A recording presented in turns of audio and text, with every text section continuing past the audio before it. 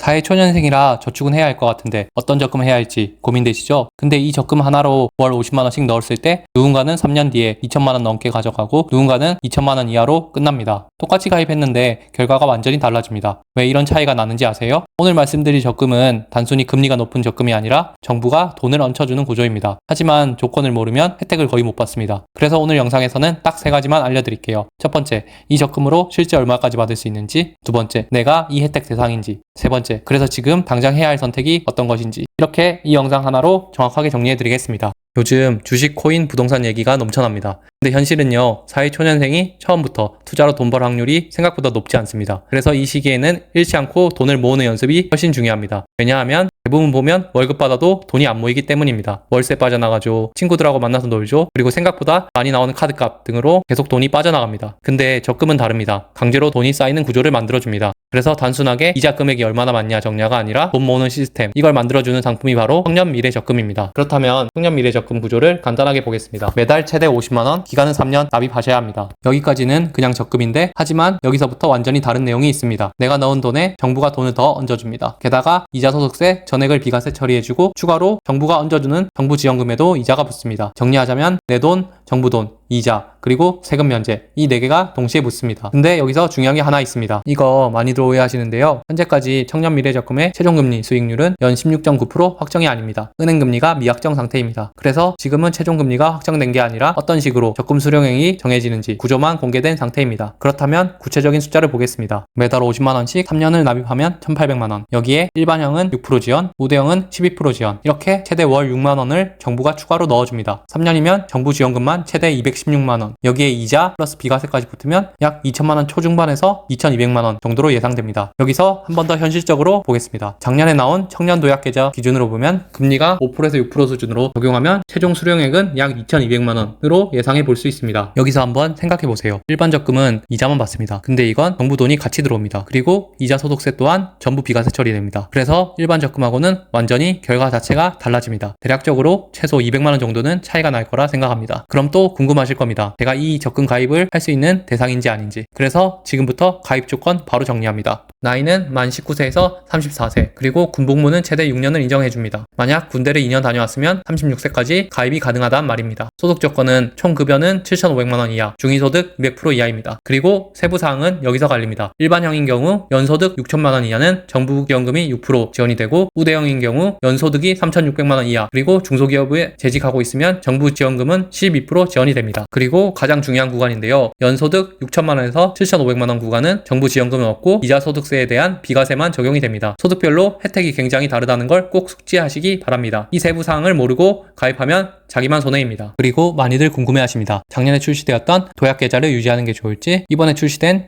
청년미래적금으로 갈아타는 게 좋을지, 핵심만 말씀드리자면 두 상품은 중복가입이 불가능합니다. 하지만 2026년 6월 한정으로 갈아타기가 가능합니다. 선택 기준은 간단한데요. 딱 2가지만 고려하시면 됩니다. 내가 적금을 유지 가능한 기간, 그리고 매달 납입 가능한 금액에 따라 결정하시면 됩니다. 적금 유지 가능 기간이 5년이 힘들다면, 그리고 매달 납입 금액이 70만원이 부담이신 분들은 갈아타는 걸 추천드립니다. 근데 현실적으로 사회초년생일 경우 갑자기 이직을 할 수도 있고, 그래서 월급 텀이 발생할 수도 있고, 또 결혼 자금으로 사용할 수도 있고, 이사를 하거나 하는 상황이 발생할 수 있습니다. 그렇기 때문에 사회초년생일 경우 3년이 훨씬 현실적인 선택일 거라 생각합니다. 그래서 저는 청년미래적금으로 갈아타는 걸 적극 추천드립니다. 마지막으로 지금 당장 해야 할 행동은 무엇일까요? 첫 번째로 청년미래적금에서 어떤 우대를 받을 수 있는지 내 소득 구간을 먼저 확인합니다. 두 번째로 월 50만원이 저축이 가능한지를 먼저 따져봅니다. 세 번째, 상품 출시 전에 자금 확보입니다. 6월에 상품 가입이 시작되니까 5월 월급 받으면 돈 빼둬야겠죠? 이거 하나만 기억하세요. 이 적금을 아는 사람과 모르는 사람은 3년 뒤 결과가 완전히 달라집니다. 이건 단수 선택의 문제가 아니라 이 정보를 알고 모르고의 격차입니다. 그리고 개인적으로 당부드리고 싶은 말씀은 출시되면 바로 가입해야 됩니다. 왜냐하면 이런 상품은 기간 제한이 있고 특판 구조입니다. 늦으면 끝입니다. 올해에도 2026년 6월에 한번 모집할 계획입니다. 결론입니다. 투자도 중요하지만 지금 단계에서 더 중요한 건 돈을 잃지 않고 모으는 구조를 만드는 겁니다. 그래서 그걸 가장 쉽게 만들어주는 게 바로 청년미래적금입니다. 앞으로도 이런 정보 놓치지 않으시려면 구독과 좋아요 눌러주시고,